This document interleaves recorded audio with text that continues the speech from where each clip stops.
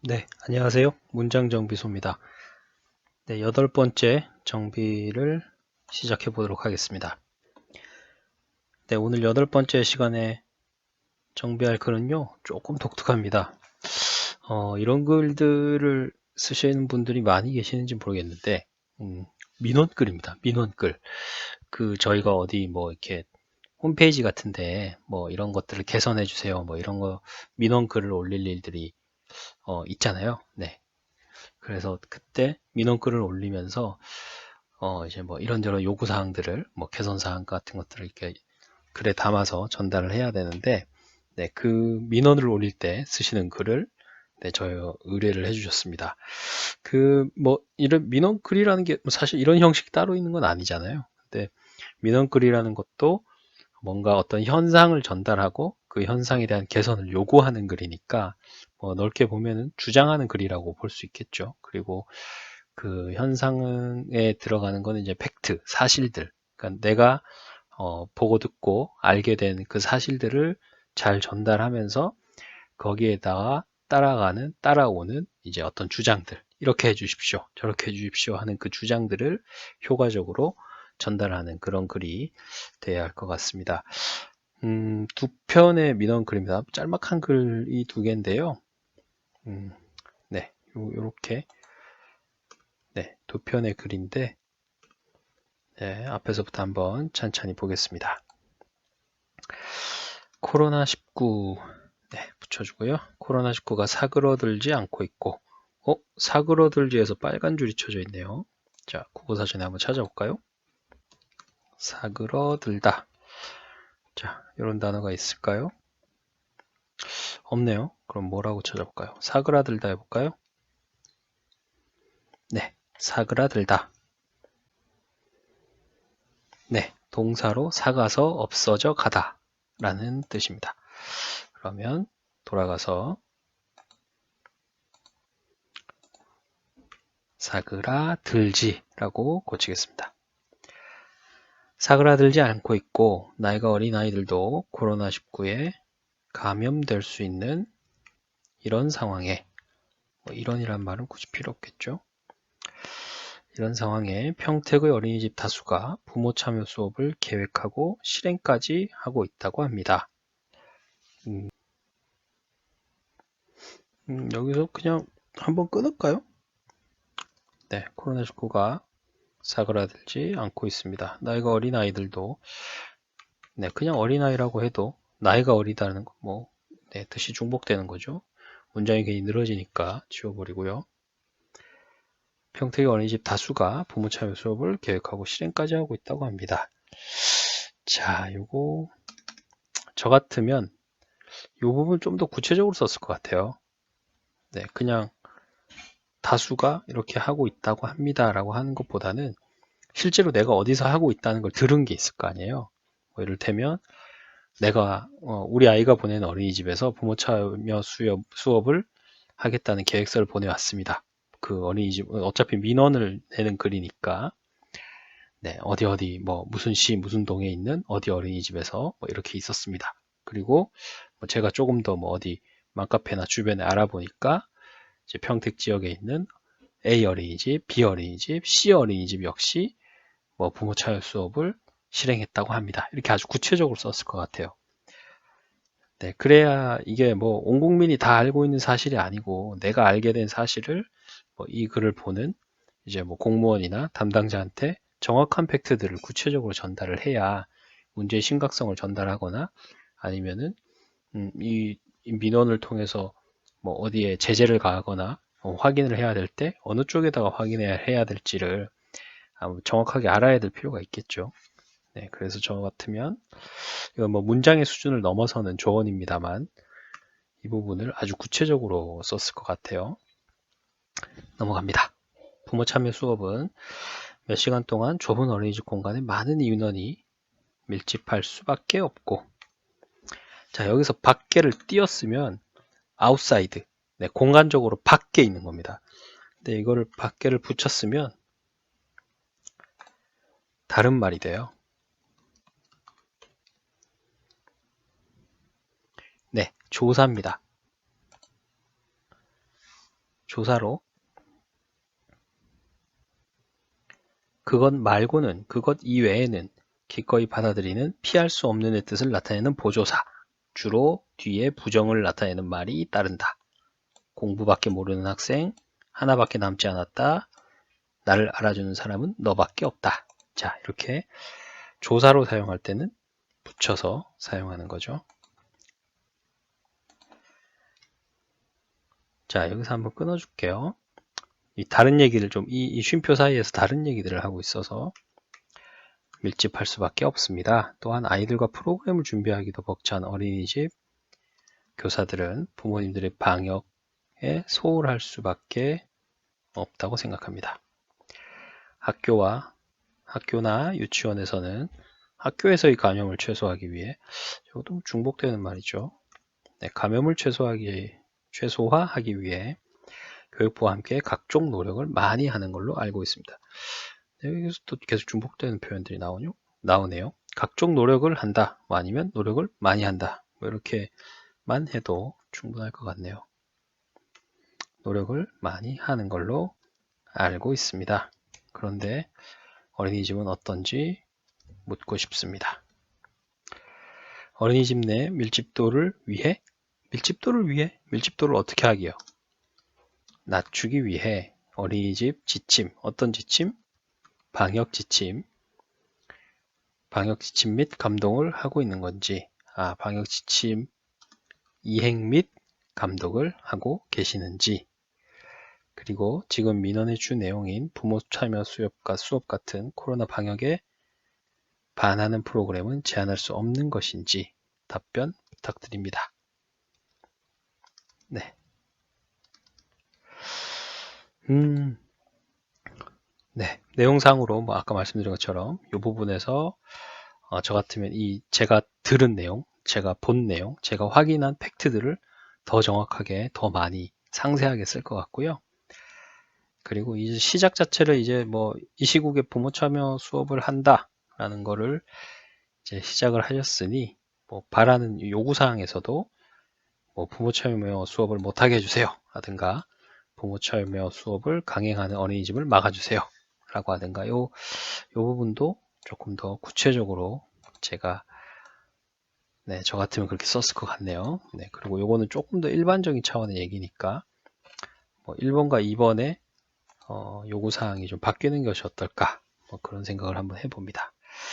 자, 두 번째 글입니다. 역시나 코로나와 관련된 민원이네요. 코로나19로 온 국민이 불안해하고 있습니다. 그리고 부처는 계속된 코로나 확진자로 인해, 코로나 확진자가 계속됐다. 이게 뭐 그냥 얼핏 들으면 무슨 뜻인지 알겠는데, 정확하게 문장 자체는 이제 좀 틀렸죠.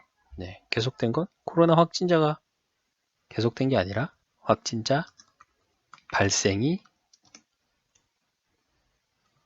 계속된 거죠. 자, 근데 뭐 발생으로 인해 뭐 이런 말 굳이 어려운 말이잖아요. 그냥 부천에서는 코로나 확진자가 계속 발생해서, 네, 이렇게 쓰는 게 조금 더 입말에 가깝죠. 개학이 굉장히 늦어졌고 학교에서도 코로나19를 예방하기 위해 모든 교직원, 학생, 학부모가 함께 힘을 모아 노력하고 있습니다. 그런데 부천 소재의 퇴직을 앞둔 교직원 17명은 이 시국에 제주도를 갔습니다. 네, 부천 소재의 퇴직을 앞둔 교직원 17명. 부천 소재 학교에서 일하는 퇴직을 앞둔 교직원 17명은 이 시국에 제주도를 갔습니다. 명목상 은퇴 교육이지만 그 교육이 이 시국에 꼭 제주도로 가야만 했나요? 자, 이것도 명목상 은퇴 교육이지만 그 교육이란 말은 굳이 없어도 되겠네요. 이 시국에 꼭 제주도로 가야만 하나요? 제주도 여행에서 코로나에 확진됐다는 기사를 여러 차례 봤는데 만약 이 교직원들이 코로나에 감염된 채 학교로 복귀한다면 그 책임은 누구에게 있는 겁니까? 자, 여기서도 조금 아쉽네요. 네, 이거는 뭐 문장보다는 좀 내용에 대한 건데요. 제주도 여행에서 코로나에 확진됐다는 기사를 여러 차례 봤는데 저는 여러 차례까지 못 봤거든요. 이거 뭐 제가 그렇다는 게 아니라 이 민원을 읽는 그 담당자가 그렇게 생각할 수도 있는 거예요. 그러니까 뭐 그렇게 제주도 갔다 오는 게 그렇게 문제야? 왜 문제인지 모르겠는데? 라고 생각한다면 이 기본적으로 이 민원을 제기하시는 분, 이 민원글을 쓰신 분과 문제의식 자체가 공유가 안 되는 거죠. 뭐 제주도 뭐 우리나라 국내인데 뭐 좀 갔다 오면 뭐 어때? 뭐 이렇게 생각한다면 이 문제의식이 뭐 이 정도의 무게로 다가오지 않을 거잖아요.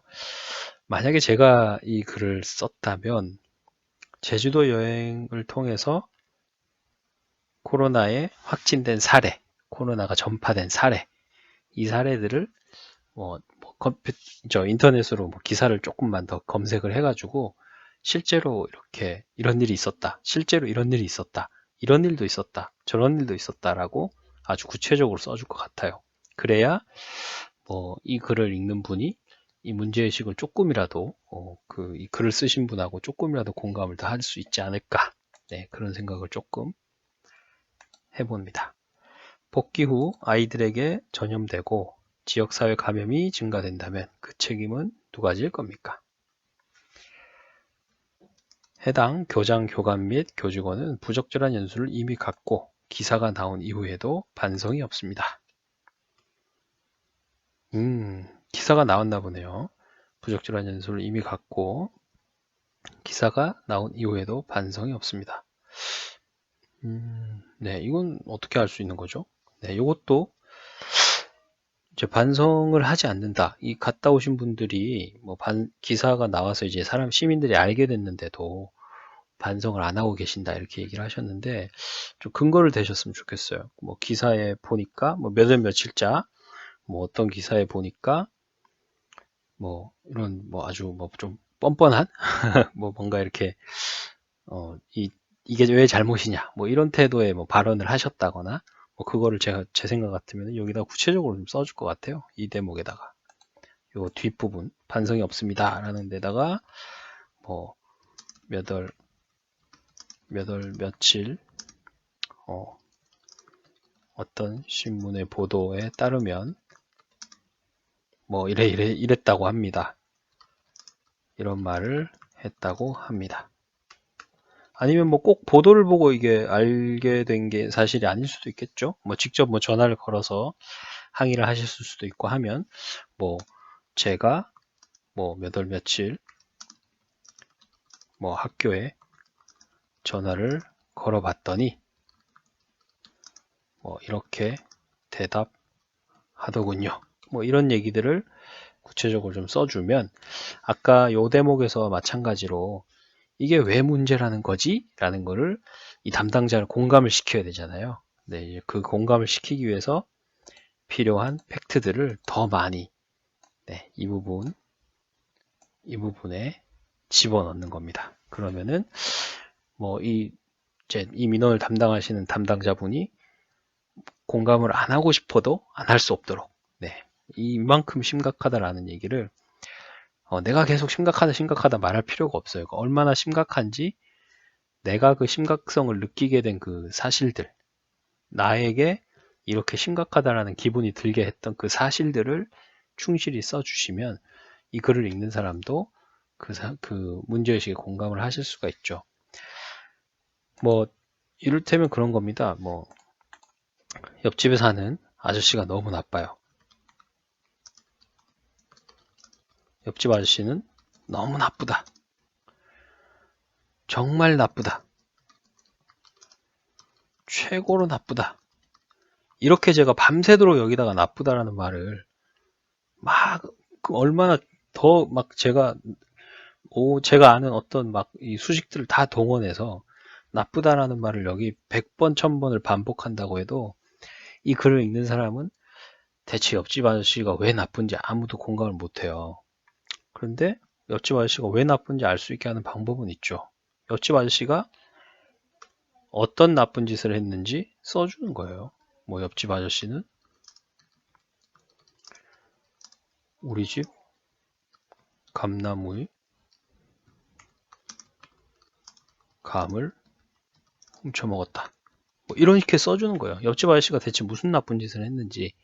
그러니까 이런 나의 평가, 의견, 감정으로 호소하는 게 아니라 팩트로, 사실로, 정말로 있었던 일로 설명을 해서 이렇게 딱 전달만 하면 나는 여기다가 나쁘다는 말을 한마디도 안 쓰더라도 글을 읽는 사람이 옆집 아저씨 정말 나쁘네 이런 생각을 할 수 있겠죠. 네, 글로 돌아가면 그래서 요런 대목에서 팩트를 더 구체적으로 써주는 게 중요하다는 말씀 드린 겁니다. 여기서도 마찬가지였죠. 자, 이제 그래서 뭘 원하느냐? 사회적 논란을 일으킨 학교, 교장, 교감에 대한 요거 그냥 귀찮아서 좀 넘어갔었는데 사실은 이렇게 좀 찍어줘야죠. 가운데 좀 찍어줘야 되니까 교장, 교감에 대한 징계를 요청합니다. 이런 논란이 될 만한 제주도 프로그램을 허가한 그리고 이렇게 논란이 될 만한 제주도 프로그램 명칭이 여기서는 은퇴교육이라고 했죠. 그럼 여기도 제주도 대교육 프로그램을 허가한 어디 담당자일까요? 이제 학교에는 교장 교감에 징계를 요청했으니까 여기는 아마 교육청, 교육당국 이렇게 되겠죠? 잘 모르겠습니다. 이거는 제가 정확하게 알 수는 없지만 어디 담당자인지 써줘야죠. 왜냐하면 그냥 담당자를 징계하라 그러면은 누군지 몰라서 징계 안 한다. 그냥 이렇게 될 거예요, 아마. 그래서 정확하게 그 학교의 교장 교감 이렇게 쓰셨듯이 이 지역에 있는 이 학교를 관할하는 교육청 아니면 교육지원청 이렇게 정확하게 써주고 담당자의 징계 또한 요청합니다. 이렇게 요구를 하시는 게 좋을 것 같네요. 오늘 좀 독특한 글입니다. 크게 봐서는 주장하는 글이 될 수 있겠고요. 민원을 제기하기 위한 민원글 2편, 짧은 글 2편을 정비를 해봤습니다. 오늘 드린 말씀 중에 주요한 거는 여기 밑줄 쳤던 부분들 나의 주장을 뒷받침해 줄 수 있는 이 팩트들 이 팩트들을 전달하는 게 왜 중요한지를 오늘은 주로 좀 말씀을 드렸습니다. 우리가 주장하는 글을 쓸 때 항상 이제 좀 뭔가 좀 흥분된 상태 내가 막 말하고 싶은 것들이 막 여기 턱까지 차오르는 그런 기분으로 좀 쓰실 때도 있으실 거예요. 근데 그런 감정들이나 그 주장을 계속해서 반복하는 것들보다는 내가 왜 그런 생각을 하게 됐는지 내가 왜 이런 주장을 하게 됐는지 그 근거 사실들을 더 구체적이고 자세하게 밝히는 것이 내 글의 힘을 싣는 방법이다 라는 얘기 오늘 마지막으로 한 번 더 드리겠습니다. 문장정비소는 여러분이 보내주시는 글을 가지고 진행을 하고 있습니다. 여기 보이시는 이메일 주소로 글을 보내주시면 제가 다음 시간에 또 잘 정비를 해드리도록 하겠습니다. 문장정비소 8번째 시간은 여기까지입니다. 고맙습니다.